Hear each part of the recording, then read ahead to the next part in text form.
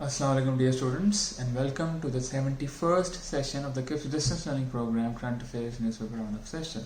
I am your host Shahrukh Haider, and today we are going to see what are the challenges that are confronted to the Biden administration. So the President-elect Joe Biden is going to be sworn in as the 46th President of the United States of America in a few hours. Now, this is one of the most peculiar and different inauguration ceremonies ever witnessed by the world for a number of reasons. So, for example, for one, the entire Washington DC, the capital of US, has been shut down in a severe lockdown due to two important reasons. First of all is obviously the fear of spreading the coronavirus in the population, in the masses, in the people attending the presidential ceremony, because you might or might not know the presidential ceremony of the United States usually hosts thousands of people in the gardens of the US Capitol Hill. And interestingly, a second reason is that there is threat of a potential attack on the Joe Biden administration, upon his team, upon his person, and this fear has been stoked because only 2 weeks ago there was a proper, almost armed attack by fanatic pro-Trump supporters on the Congress building in the US Capitol Hill, and 4 people died. Now that was really unprecedented in United States history, especially in this era where the United States has seen historic internal stability and national integration, where their internal problems have never been as nefarious or anti-state as they have been in other countries, for example in our country or in India or even in China, even in Western countries like Britain.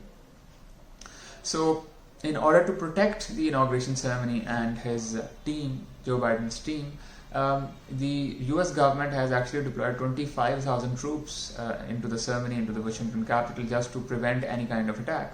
And interestingly, there are even fears that there might be an insider attack from the very troops that have been stationed to protect the team against the team itself. And therefore, recently they removed 12 armed personnels who were suspected of having extremist thoughts and having connection with extremist organizations, and it was thought that they just might attack Joe Biden or his team. Quite interesting that the United States is reaping the seeds of conflict and strife that it has sowed in the rest of the world over the past 1 century. So the challenges are diverse, and some analysts believe that these challenges are almost comparable to the kind of challenges that were faced by the 2 most important and historic figures of US presidents in the United States history. First of all, Abraham Lincoln with the Civil War and everything, and Franklin D. Roosevelt with the Great Depression and the World War II. So what are the challenges? Let's look at them one by one. I have broken them down into 5 important challenges. The first challenge is a deeply divided United States. Right now there is political and social polarization which is at its peak, historic peak in the United States of America. There is a clear divide between pro-Trump fanatic supporters and anti-Trump blocs. And there has been a rise of right-wing fundamentalism and white-supremacism in the United States of America substantially during the presidency of Donald Trump, and we have seen that only grow with the defeat of Trump at the polls.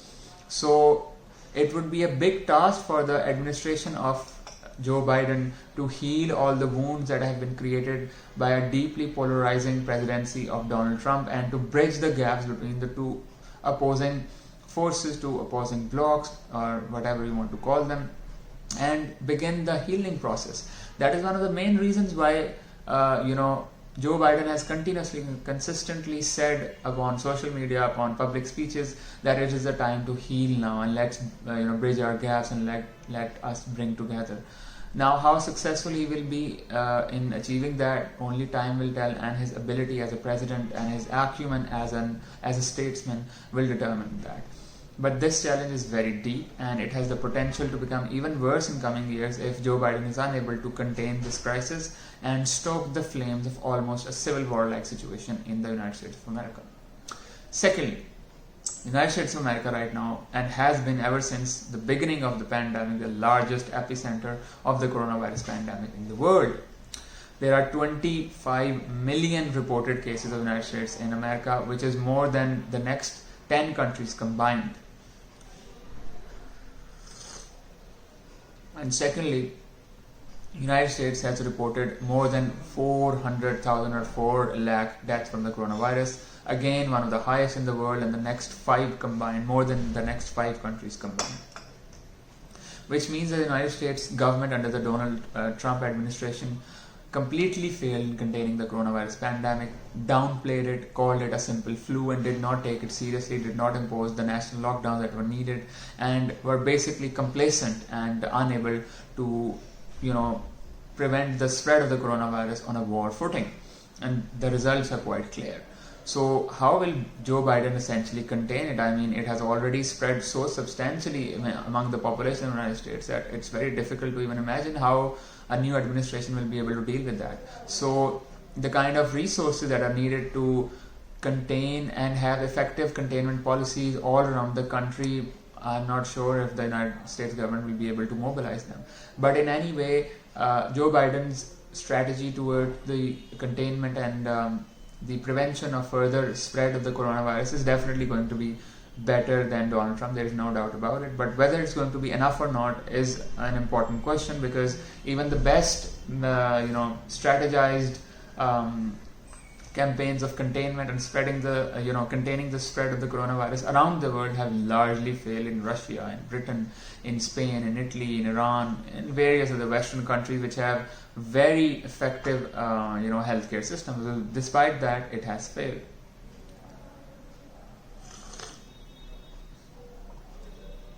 Thirdly, there is a deep economic recession in the United States of America due to the pandemic. Now, since the United States economy is deeply integrated with the global economy due to the sudden, halt in international trade, international commerce, the exchange of goods, services, ideas, cultures, and people due to the national, international lockdowns and, pandemic restrictions and travel restrictions imposed to contain the spread of the virus, much of the world trade, basically went down and halted for some time, and that had very deep impacts upon those countries which were deeply integrated with other economies and the international economy, and that is more true for the United States of America than perhaps any other country. So how will the Joe Biden administration deal with this very deep economic recession, very high unemployment levels, deindustrialization and overproduction to some extent, and overall poor performance by the businesses? That is another important challenge and a question mark that will determine whether, for example, Joe Biden will become a president for the second time or not, given that he does not die before it, because he's already 77 years old. The fourth challenge is one of the strategic policy shift that Donald Trump brought into the United States foreign policy, which was a policy of retreatism and isolationism, where he withdrew America from a lot of international commitments and multilateral organizations and dealt substantial damage to international cooperative efforts, to international multilateralism. For example, he withdrew America from the Paris Climate Agreement, then the Iran nuclear deal, then the Trans-Pacific Partnership, then he threatened to withdraw from NATO, he withdrew from the United Nations, the Health Organization, UNO, and a couple of other important international multilateral efforts and organizations which suddenly stopped receiving United States support, United States funding, because Trump administration felt that they were a burden, economic burden upon the United States economy, and they were not giving back to the United States as much as they were drawing and draining the US wealth. That was the rationality behind it. But the kind of damage that this policy of isolationism and retreatism had on the United States, especially soft power and image and position in international relations, was substantial. And whether Joe Biden will be able to contain that and repair all of those damages and cracks that the Trump administration has had in the US global position is an important question. One thing is clear: Joe Biden did say that he, once in office, on the first day he would re-enter the Paris Climate Agreement. I hope he does that, but as far as the other agreements are concerned, they are much more difficult to re-enter, renegotiate and become part of. And once again, that will depend on the ability and the aptitude of the Joe Biden administration to re-enter multilateralism to become once again the leader of the free world, as the United States was under the Obama administration.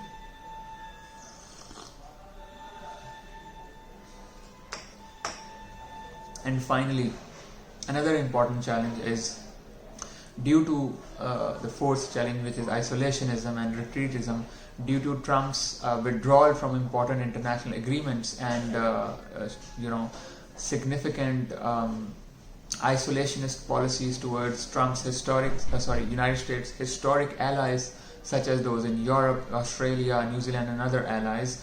United States has lost confidence, and a lot of international allies that have been historic partners of the United States in international regimes, in trade, in defense, have backed away and have lost confidence in the United States' ability to take a leadership role in international matters, such as United States' relationship with the European Union, with Germany, with Britain, has been severely damaged by Donald Trump's policies and his isolationist attitude.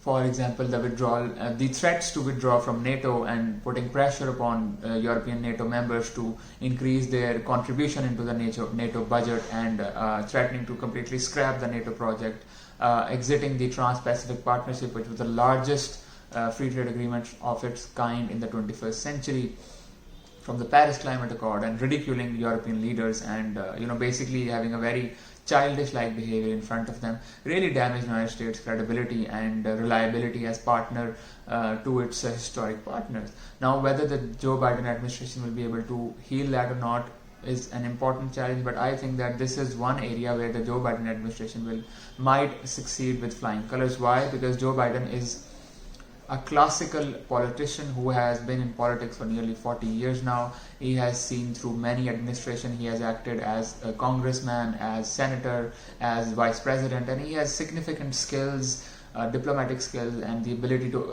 engage with foreign leadership. And perhaps in this area he will definitely succeed and take initiative. So let's see how the new administration pans out its policies. Right now, all eyes are on Washington, the inauguration of Joe Biden. Let's see if there are any surprises or any attacks. Thank you very much for your patience. Take care. Allah Hafiz.